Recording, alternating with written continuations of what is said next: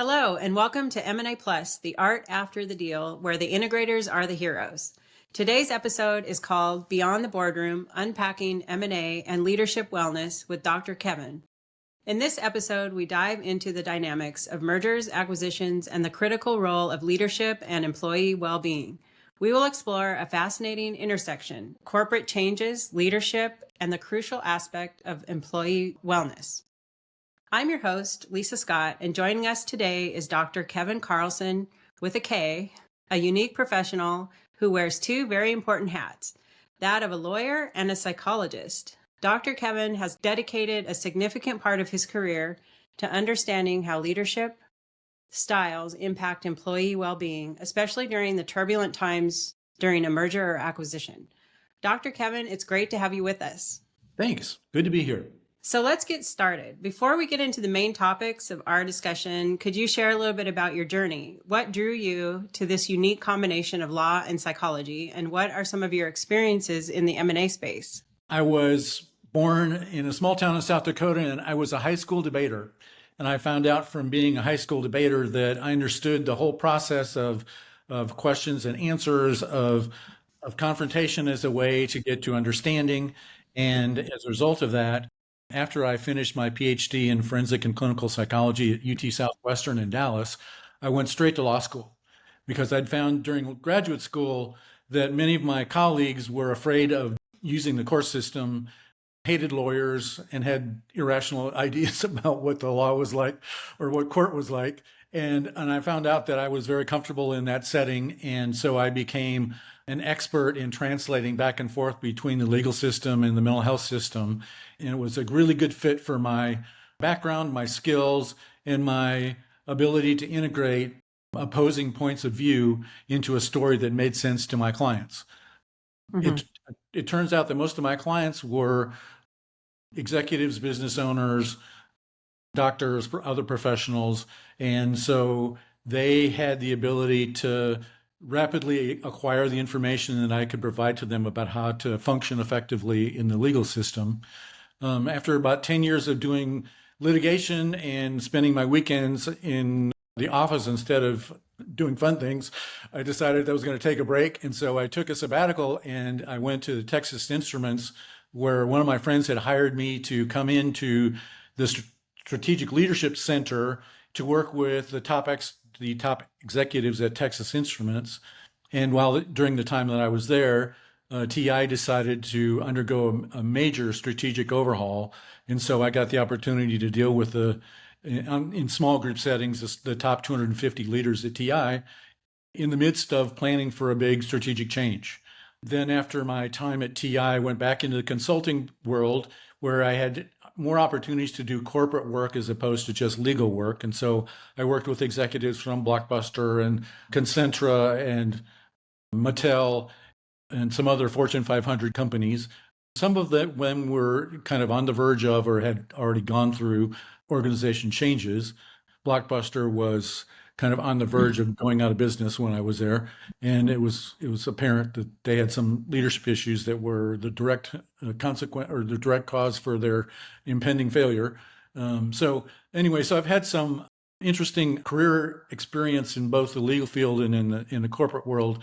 And I enjoy the challenge of trying to translate what we now know about the psychology of organizations to people who are trying to either predict or prevent problems with major organizational changes.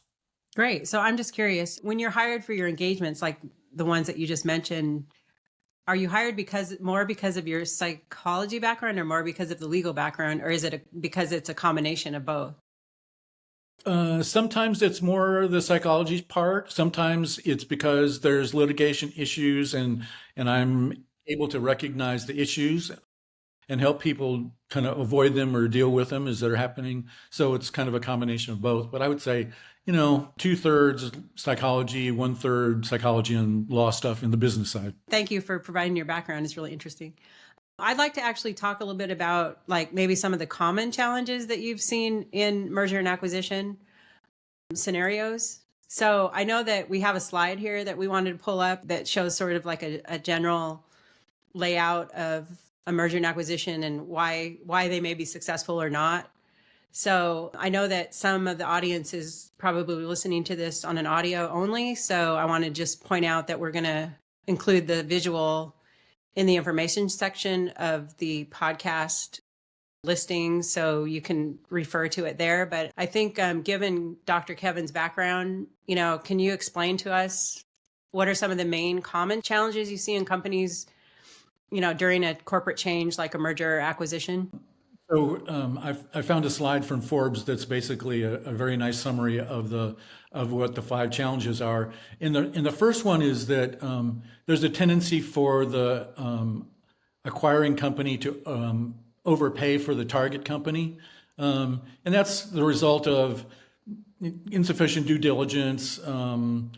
Corporate hubris. We know who these guys are, and we can figure out what they're up to and what they're worth. Sometimes it's the result of the target company, overly puffing their valuation or hiding their sales or revenue or operational profit stuff, and so that becomes a problem because if you end up buying something that's not worth what you paid for it, then making it work is really difficult. The second one is there's really a lot of poor integration. And Lisa, this better than I do.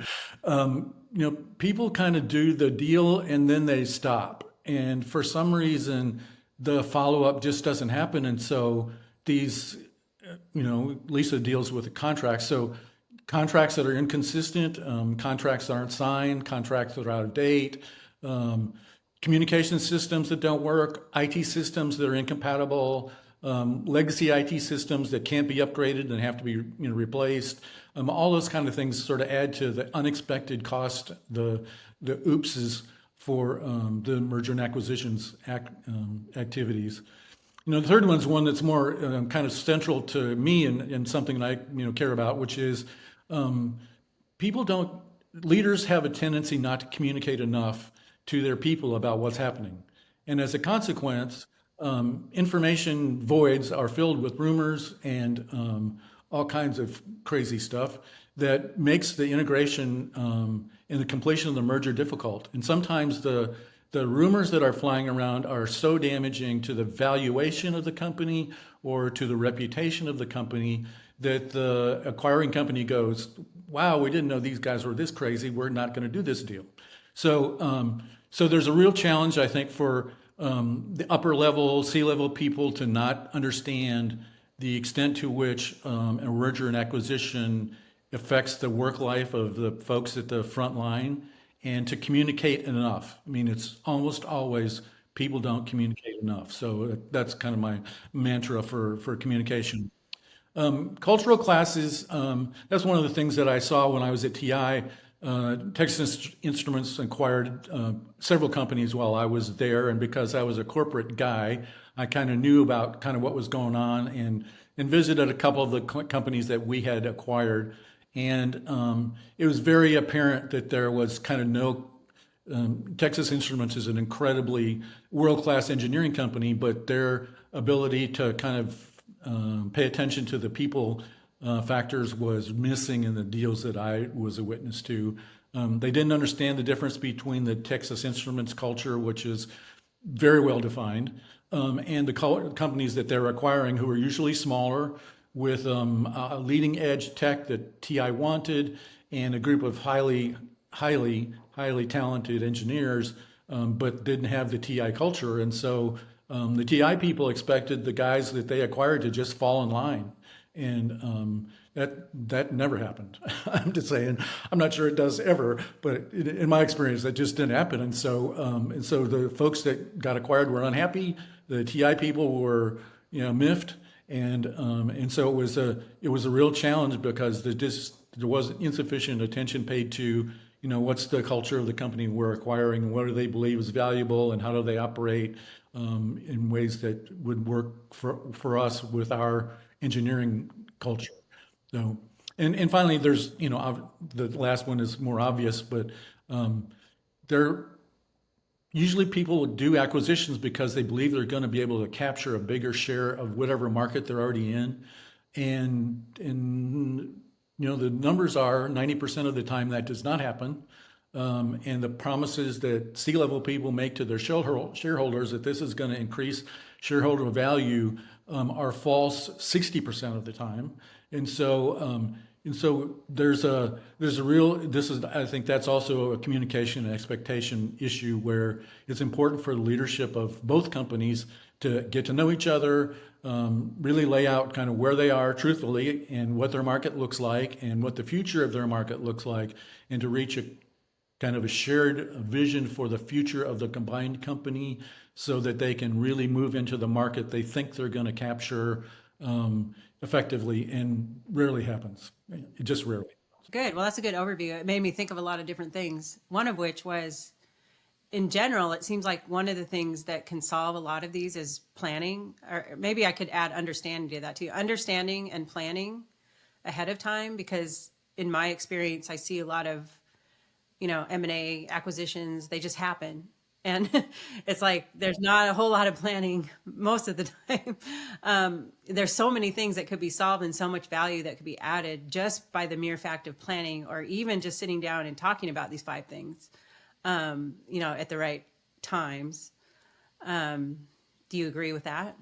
Yeah, absolutely. And, one of the things I liked about your book, frankly, was how much you talked about the importance of putting together kind of a strategic plan for the integration. I mean, it's not just about the business, but the plan for the integration, and how infrequently that actually happens. It's like, people just think this is going to work, right? And so they have this belief it's going to work. Everybody says it's going to work, and so it's going to work. Well, yeah, no, that's not how that works. So, yeah, I completely agree. More planning for the integrations, and especially that's part of this communications part that I'm stuck on all the time, which is, you have to communicate what's going to happen, when it's going to happen, who's responsible for making it happen, and those kinds of planning activities rarely happen for some reason. Mm-hmm. Right. And the other comment that I would make, and this is a little bit off our topic here, but on the culture clash one, just from my own experience, because I worked in, a larger corporation for a long time, and I had a career, and I started to get a little, I guess, antsy with some of the, innovative ideas that I had and things like that. And when I left the corporate world, I became an entrepreneur. Like, I had that mind, and I could just see how much of a clash that would be after you go through so much time on, full speed ahead on your ideas, on your ability to adapt, on your ability to create things really quickly. And then big company buys you. And then that, I guess it's almost like that memory of having the corporate structure limitations put on you again, right? So, I mean, I just sort of thought of that from my own experience on the culture clash, because a lot of the larger companies are buying those smaller, really innovative companies that have that type of culture, right? Yep. Yes. And what I saw at TI is that big companies eventually go through the cycle where even though they start out being big time innovators, which TI was, I mean, developing the transistor is a pretty big innovation. But, so after 50 years in business, they stop being innovative and they start being more bureaucratic. And so at that point, there's a lot of pressure, I think, on the C-level people to go, what's the next best cool thing? And if the company culture has evolved to the point where innovation is no longer part of the culture, then they think, well, we'll go buy these innovative guys and they're going to make us innovative. Well, that's not what happens. The big companies squash the innovation in the new company just like they did in their parent company. And and that's I'm sure that's part of the reason things don't work out the way people think. No. Right. Yeah. Okay, so this goes into, so we're gonna get to the topic on employee wellness. I did want to bring up one other thing. So I watched another podcast. There was a gentleman on there talking about how employee satisfaction, maybe this is related employee wellness, but he was talking about how employee satisfaction has a direct impact on value creation, because with employee satisfaction comes more customer satisfaction. He was tying it into customer satisfaction. And I wanted to kind of just bring that up because, it is a major value driver. And I'm thinking that when we get into the discussion on employee wellness, we can talk about how that relates to employee satisfaction and also retention even, right? Yes. Retention. Right. Right. Richard Branson is one of my heroes.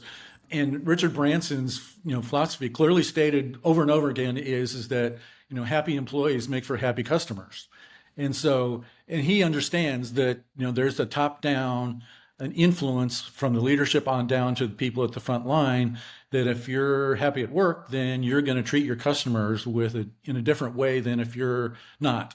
And one of the examples I use all the time when I'm talking to corporate people is, American Airlines, the majority of their employees are surly. And they couldn't have gotten this big if everybody was surly all the time, right? For the last, whatever it is, 50 years. But, the upper level management and the frontline workers are not in sync. And so when you get an American Airlines airline and you rarely see smiles, in stark contrast to Southwest, when you walk in the door, it's like everybody is happy. And it's very clear that there's a much better alignment between the big picture airline vision and the folks who are, doing goofy, introductions to the, fasten your seatbelt on Southwest. So, yeah, big, very important difference. Okay. I'd like to move on and talk about your research on wellness programs. So I was reading about what you found, and you mentioned some surprising results in your research. So can you elaborate on what some of the surprising results were? So I was hired to be an outside consultant for a big nonprofit organization that's interested in wellness. And they were trying to figure out what they were going to do next and kind of what's the next area where they should attack. And so given the rise in depression and anxiety, which is present at work, they decided that they should take a move towards mental health. And they wanted to see kind of what was available in terms of mental health programs to augment the existing wellness programs, which are mostly focused on, physical activity and nutrition.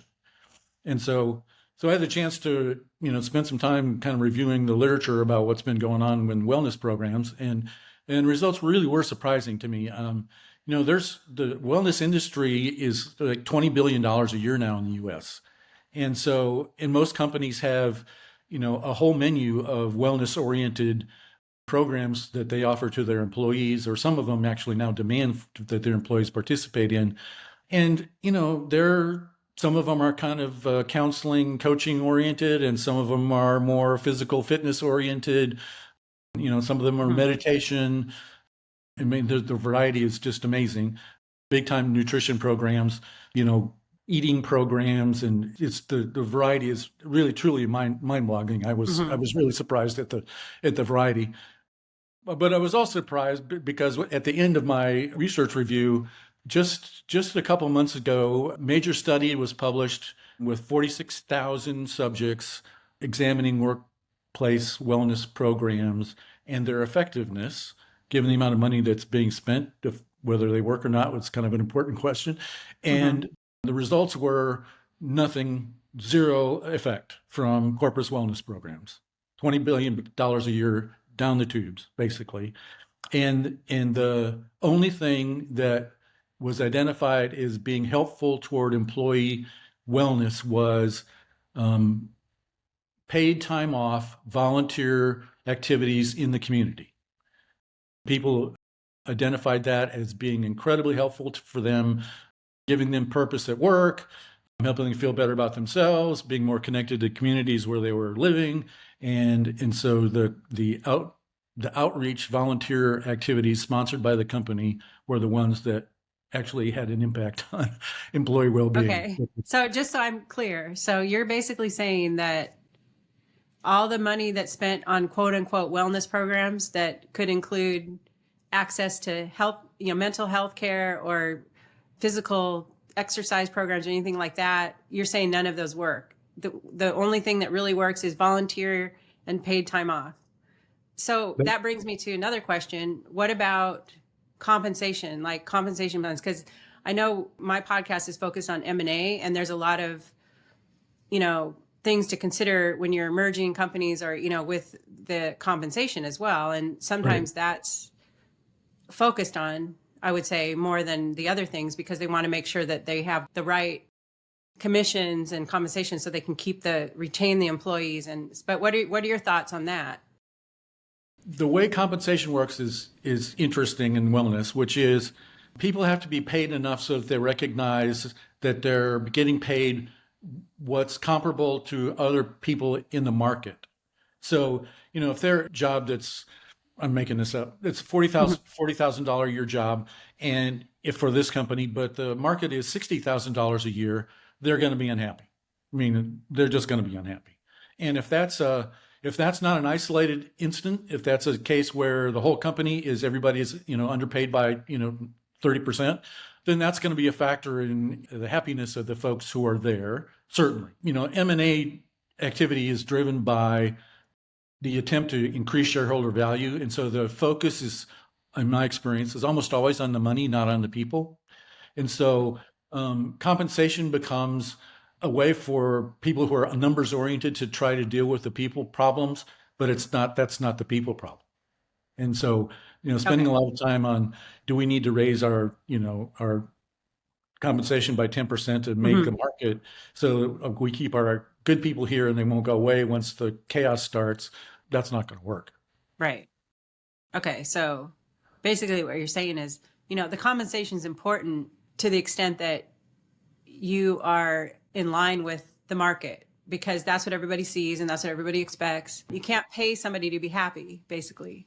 Yeah, exactly. Right? Yeah, well said. Yeah, I'm going to use that. That's very good. Yes, you can't. You can't. It just doesn't work. Right. And then the other part that I got from you is it is worth it to think about things around employee wellness, like volunteering and paid time off. Those are the things that are going to actually contribute positively to an employee being happy or not. Right. Right. And it's not just paid time off, it's paid time off to volunteer. Okay. Right. Right. So I'm going to go volunteer. And you're probably talking about all the time, but when there's a change and there's an M&A activity, it kind of exacerbates the issue altogether, because on top of that, you have the anxiety result of the change and the unknown that happens during M&A. Yeah, exactly. One of the things I teach people when I'm teaching stress management is that, one of the best ways to minimize stress is to minimize the number of decisions you have to make every day, because it's decisions that basically the energy sappers for people at work. And so in the day-to-day life of people at work, that means having a routine and being anchored in something besides your work. So if you're having some meaningful activity that you're engaged in besides work that provides you with some kind of stability, predictability, kind of self-satisfaction, that's going to minimize the extent to which the chaos at work just is the inevitable result of an M&A activity. It minimizes the impact on people because they have some place outside of work to anchor themselves in terms of their satisfaction, life satisfaction. Right. So I'm curious also to know, when you were talking about, employee wellness programs that a lot of corporations have that aren't necessarily focused on the right thing. So what types of metrics were they using, and what types of metrics should they be using instead that is going to actually have a real impact on that corporate, on their employees in a positive way? Metrics for the wellness programs? It doesn't matter what you measure, that doesn't help. Right? Okay. So it's one of those things where, once people decided that the solution to people feeling better about work was to provide all these extras, physical fitness programs and yoga programs and meditation and, stuff. The thing that didn't happen was go the next step and say, does this really make a difference? And so now we're $20 billion a year into this myth that wellness is going to help, right? And so if you're talking about, employee engagement, happiness, whatever, feeling good about work, it doesn't matter how you measure it, doesn't work, right? And so, Right. so a lot of companies have, wellness scorecards or surveys or whatever that they send out, and the numbers come back and people are going, yo, look at, we're like in the top 10% of all the companies in terms of our wellness programs. Well, good, congratulations. It doesn't matter. So whether you're at the 1% or the 99%, you're not doing the stuff that helps people feel good about work. So Yeah. So I guess that's what I'm asking is what could they do different? How do you measure it? Because, companies have to measure everything. right. So if they were going to show that they were successful in a genuine way, I guess, how could they measure it?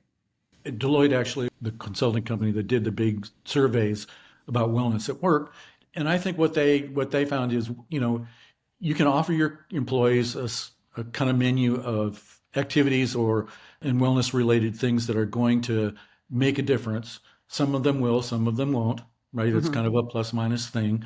I think giving people a choice about whether they want to participate or not is a step in the direction of helping people feel more control at work. So, that part's positive.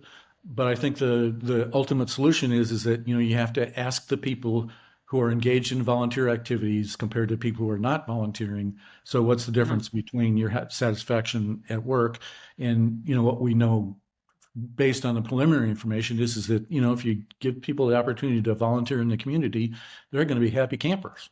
And Mm-hmm. if you're not doing that, regardless of all this other stuff that's going on, the engagement level of the folks that are in these companies that are not offering the Mm-hmm. opportunity to connect in the community in a meaningful way, they're not going to be as happy, right? Yeah.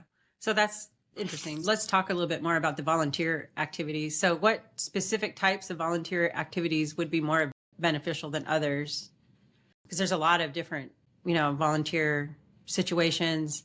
For example, a company could have like my company's actually done this where we sponsored a family during Christmas time and everybody got together and got an item to put in a care package or, something like that. I mean, and then there's other ones that, you go run a marathon, Right. for a cause, right? So Right. what makes a volunteering activity more beneficial than another one? Great question. And the answer is, I think it's going to be different for every person. And so the challenge for creating these outreach opportunities, volunteer activities in the community is going to be, not being overly controlling at the corporate level and saying, here's the 10 things that we are Mm, connected to that we will support in terms of, your volunteer activities.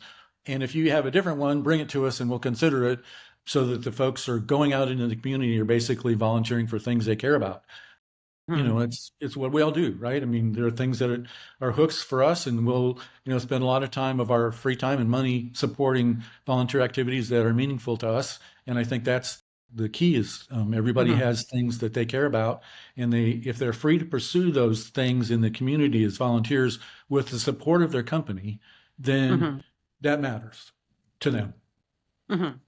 Okay, yeah, that's a good point. So how can companies integrate volunteering programs? Do you have any other examples of how a company could do that? Maybe talk about like a large one versus a small company, because obviously a large company is going to have more employees, but they also have more resources.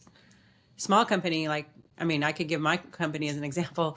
We're really small. I mean, I don't know that I could necessarily provide a lot of opportunities, across the board for every person. I don't know, maybe I could. I mean, maybe that's not. Good point. So, the challenge always is, especially at the big corporate level, they think, "Oh my gosh, what's this going to cost us, and Hmm. how are we going to make this work?" Right? And I think the answer is that if you just gave people permission to go do their volunteer work and paid them like they were at work, Hmm. then people would find the places to go volunteer, and the corporate resources required would be zero almost. All you have to do is have a policy that says we're going to give you, 1 day a month, 1 day a week, whatever, 1 day a month probably, off, or one afternoon a week off to go do the soup kitchen thing, and we're going to pay you. It's not going to be in your PTO. We're going to pay you for that, and we'll sponsor you. And if you want to tell us how it's going, or make Hmm. requests for more people to join you, great. We'll support you in that. But those are all at the corporate level. That's like, that's in the noise. There's no big cost for that. So that's a Right. that's Okay. a Yeah, that's a good that's a culture example. issue, right? That's a Hmm. culture. Yeah. Right. Okay. I get it. So let's switch to leadership now. So you mentioned that managers are a major source of stress at work. So what common mistakes are managers making in their interactions with team members? Okay, so this comes from the Deloitte study. Deloitte was, they're on top of it. And so they were getting lots of requests from their clients about, we have high turnover, we've got high stress levels at work, 1/3 of our people are depressed and anxious, kind of what's the deal? And so I think it was 25 or 30,000 subject survey of people working for their clients and said, okay, to help us identify your major stress at work. And for more than 80%, 80% of the people that they talked to, the manager was the source of their problem or their stress. They identified the manager as the source of their stress. In my experience, that makes a lot of sense, actually.